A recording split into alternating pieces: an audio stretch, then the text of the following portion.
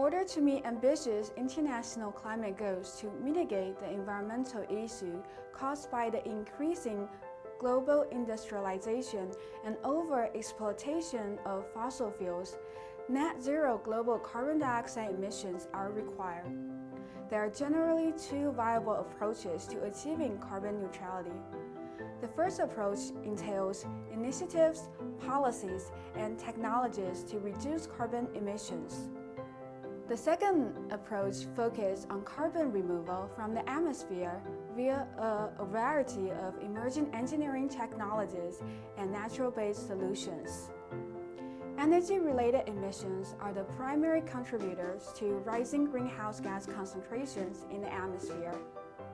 Therefore, emission reduction strategies and efforts are needed to target both the energy supply and demand sides. A transition away from fossil fuel energy sources and to renewable energy sources is critical to attaining carbon neutrality.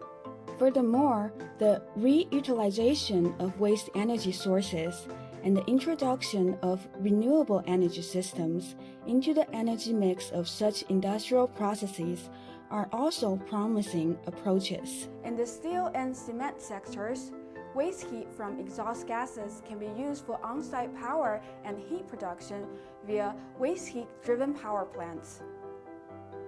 Additionally, promoting public transportation, increasing vehicle efficiency, electrifying transportation, and encouraging car-sharing services are also approaches to reducing carbon emissions, ultimately mitigating climate change. Recently released data from the National Bureau of Statistics can indicate progress on the low-carbon transition in China. Carbon intensity fell 3.8% in 2021 against GDP growth of 8.1%. Total carbon emissions grew 4%, a fall on the 9% growth seen in the first half of the year. According to the China's energy consumption structure in 2020, coal and oil accounted for 56.6% and 19.6% of the total primary energy consumption. The latest National Bureau of Statistics data showed there were 46.95 gigawatts of new wind power and 53.13 gigawatts of new solar over the year. 26.6% and 30.1% of total added capacity for the year, respectively. China now has over 300 gigawatts of both solar and wind power generating capacity. Figures by the National Energy Administration showed renewables, including hydropower, accounted for 16.1% of total power generation in 2021. Meanwhile, wind provided 7.9% and solar 3.9%. Carbon neutrality cannot be achieved solely through carbon emission reductions. Therefore, negative emissions technologies are required to attain a carbon-free world. There are multiple ways of removing carbon dioxide from the atmosphere, most of which fall into three broad categories. Nature-based solutions, measures aiming to enhance natural processes, and technology-based solutions.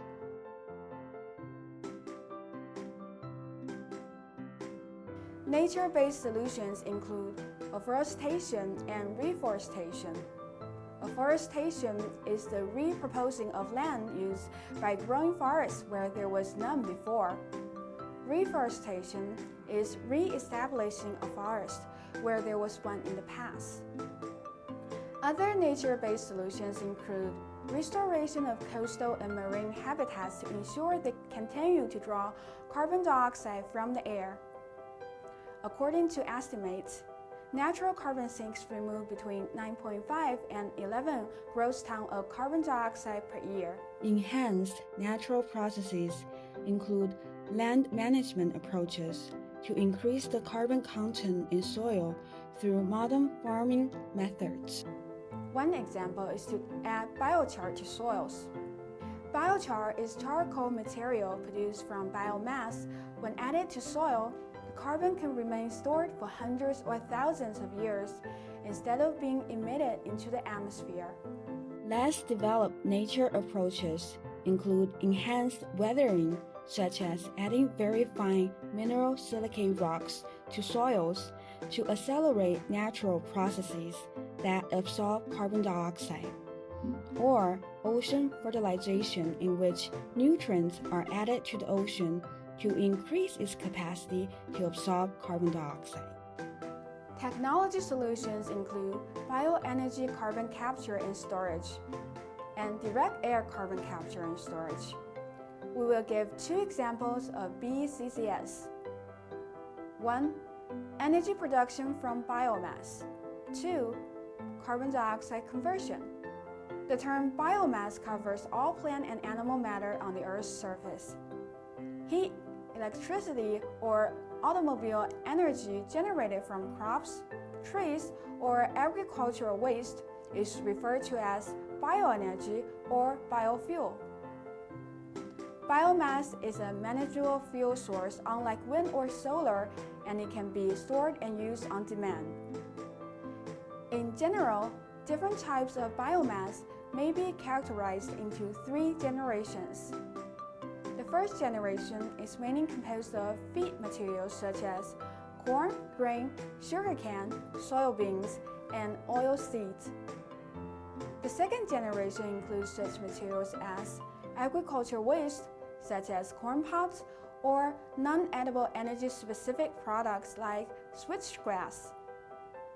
And finally, the third generation described as aquatic biomass includes a diverse group of photosynthetic algae and cyanobacteria sized from microscopic to large seaweeds. Biomass can be converted into various forms of bioenergy such as ethanol, butanol, methane, hydrogen, electricity, and biofuels through various processes.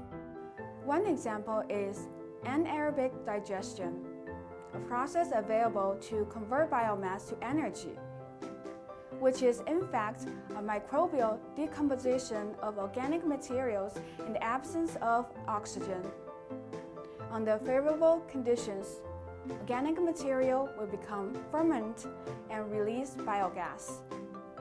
Another approach for bioenergy carbon capture and storage is carbon dioxide utilization through engineered carbon reduction, where electricity is used to convert carbon dioxide to reduce carbon intermediates such as carbon monoxide, formic acid, or methanol.